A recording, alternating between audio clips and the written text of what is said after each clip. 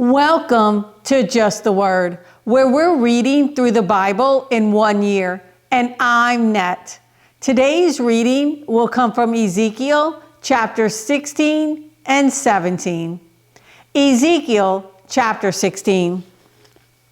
The word of the Lord came to me, Son of man, confront Jerusalem with her detestable practices and say, this is what the sovereign Lord says to Jerusalem.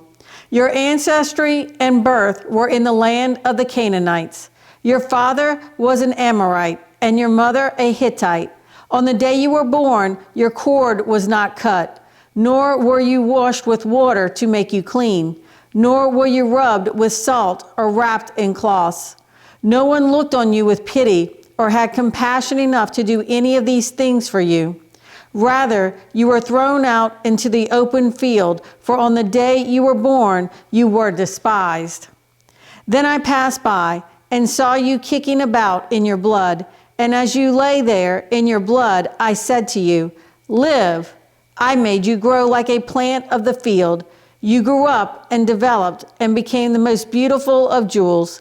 Your breasts were formed and your hair grew, you who were naked and bare. Later, I passed by, and when I looked at you and saw that you were old enough for love, I spread the corner of my garment over you and covered your nakedness. I gave you my solemn oath and entered into a covenant with you, declares the sovereign Lord, and you became mine. I bathed you with water and washed the blood from you and put ointments on you. I clothed you with an embroidered dress and put leather sandals on you. I dressed you in fine linen and covered you with costly garments. I adorned you with jewelry. I put bracelets on your arms and a necklace around your neck. I put a ring on your nose, earrings on your ears, and a beautiful crown on your head. So you were adorned with gold and silver. Your clothes were of fine linen and costly fabric and embroidered cloth. Your food was fine flour, honey, and olive oil. You became very beautiful and rose to be a queen.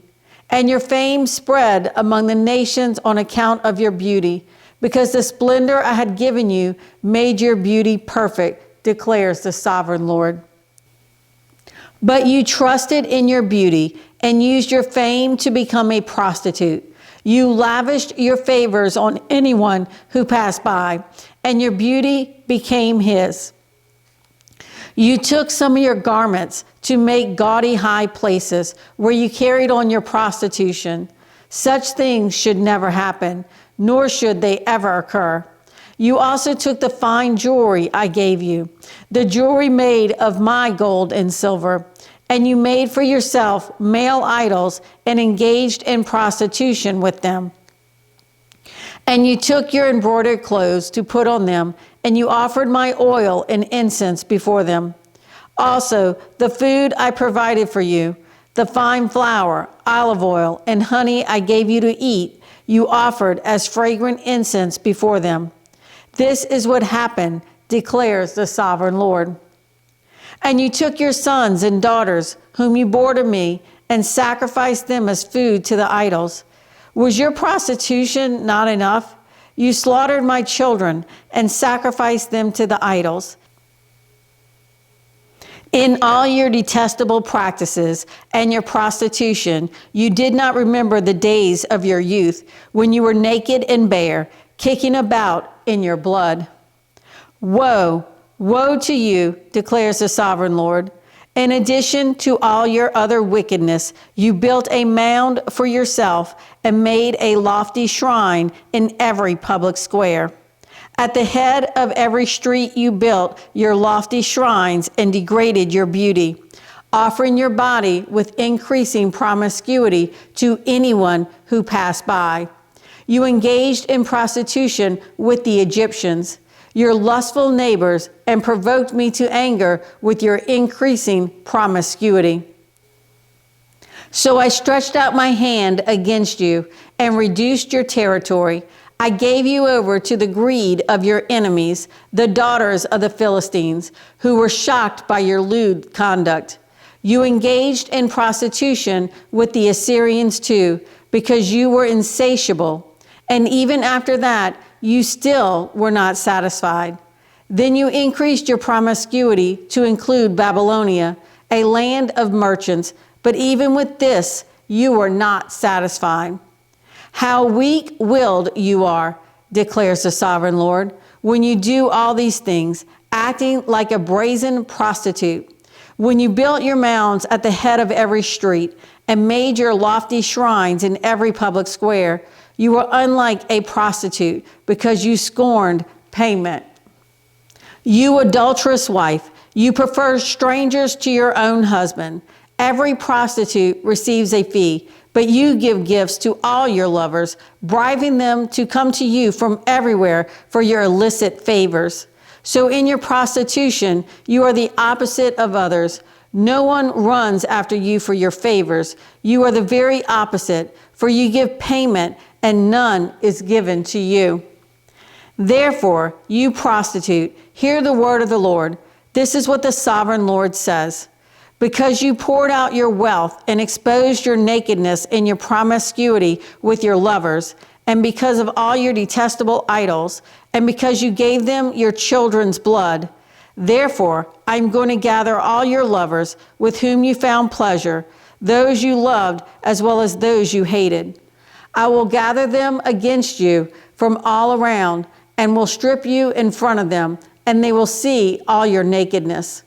I will sentence you to the punishment of women who commit adultery and who shed blood. I will bring upon you the blood vengeance of my wrath and jealous anger. Then I will hand you over to your lovers, and they will tear down your mounds and destroy your lofty shrines.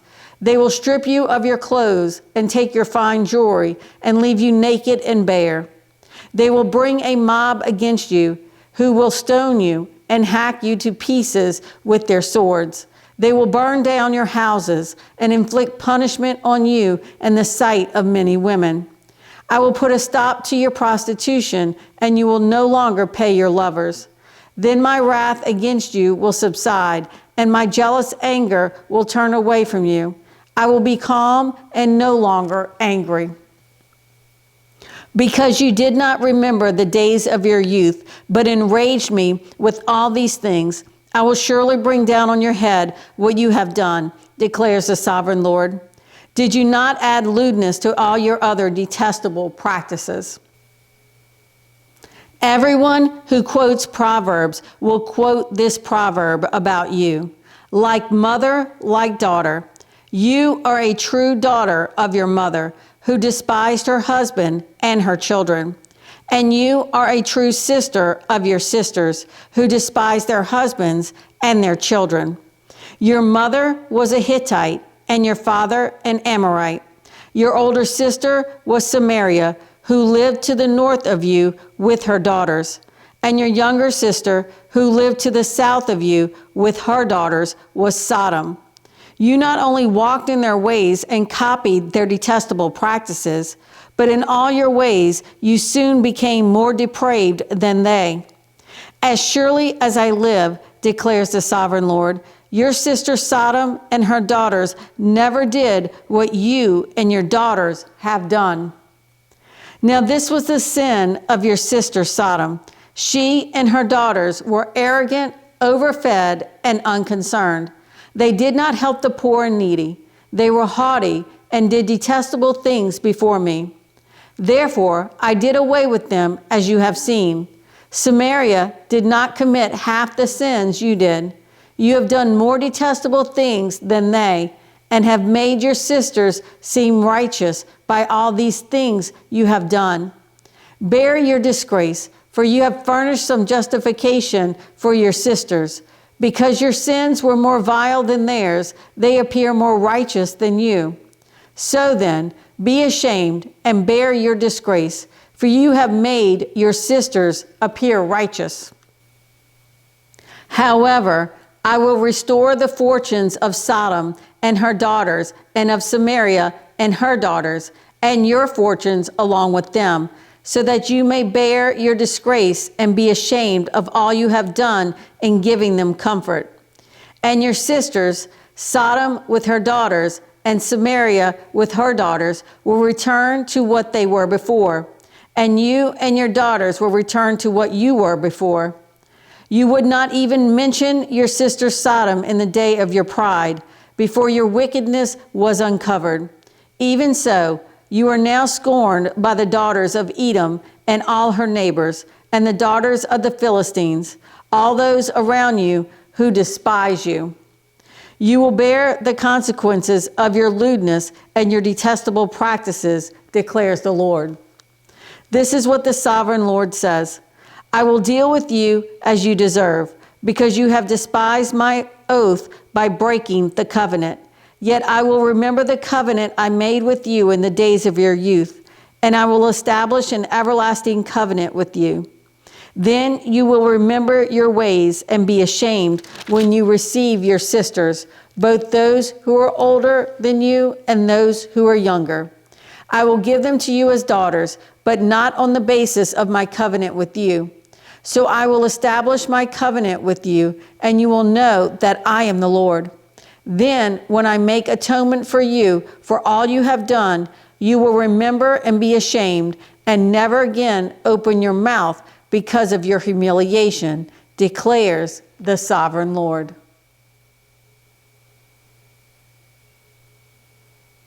Ezekiel chapter 17. The word of the Lord came to me. Son of man, set forth an allegory and tell the house of Israel a parable. Say to them, this is what the sovereign Lord says. A great eagle with powerful wings, long feathers, and full plumage of varied colors came to Lebanon. Taking hold of the top of a cedar, he broke off its topmost shoot and carried it away to a land of merchants, where he planted it in a city of traders. He took some of the seed of your land and put it in fertile soil. He planted it like a willow by abundant water, and it sprouted and became a low spreading vine. Its branches turned toward him, but its roots remained under it. So it became a vine and produced branches and put out leafy boughs. But there was another great eagle with powerful wings and full plumage. The vine now sent out its roots toward him from the plot where it was planted and stretched out its branches to him for water. It had been planted in good soil by abundant water so that it would produce branches, bear fruit, and become a splendid vine. Say to them, this is what the sovereign Lord says. Will it thrive? Will it not be uprooted and stripped of its fruit so that it withers? All its new growth will wither. It will not take a strong arm or many people to pull it up by the roots. Even if it is transplanted, will it thrive? Will it not wither completely when the east wind strikes it, wither away in the plot where it grew? Then the word of the Lord came to me. Say to this rebellious house, do you not know what these things mean? Say to them, the king of Babylon went to Jerusalem and carried off her king and her nobles, bringing them back with him to Babylon. Then he took a member of the royal family and made a treaty with him, putting him under oath. He also carried away the leading men of the land, so that the kingdom would be brought low, unable to rise again, surviving only by keeping his treaty. But the king rebelled against him by sending his envoys to Egypt to get horses and a large army. Will he succeed? Will he who does such things escape? Will he break the treaty and yet escape? As surely as I live, declares the sovereign Lord, he shall die in Babylon, in the land of the king who put him on the throne, whose oath he despised and whose treaty he broke. Pharaoh with his mighty army and great horde will be of no help to him in war, when ramps are built and siege works erected to destroy many lives. He despised the oath by breaking the covenant. Because he had given his land in pledge and yet did all these things, he shall not escape. Therefore, this is what the sovereign Lord says. As surely as I live, I will bring down on his head my oath that he despised and my covenant that he broke. I will spread my net for him, and he will be caught in my snare. I will bring him to Babylon and execute judgment upon him there, because he was unfaithful to me. All his fleeing troops will fall by the sword, and their survivors will be scattered to the winds. Then you will know that I, the Lord, have spoken. This is what the sovereign Lord says. I myself will take a shoot from the very top of a cedar and plant it. I will break off a tender sprig from its topmost shoots and plant it on a high and lofty mountain. On the mountain heights of Israel I will plant it. It will produce branches and bear fruit and become a splendid cedar. Birds of every kind will nest in it. They will find shelter in the shade of its branches. All the trees of the field will know that I, the Lord, bring down the tall tree and make the low tree grow tall. I dry up the green tree and make the dry tree flourish. I, the Lord, have spoken, and I will do it.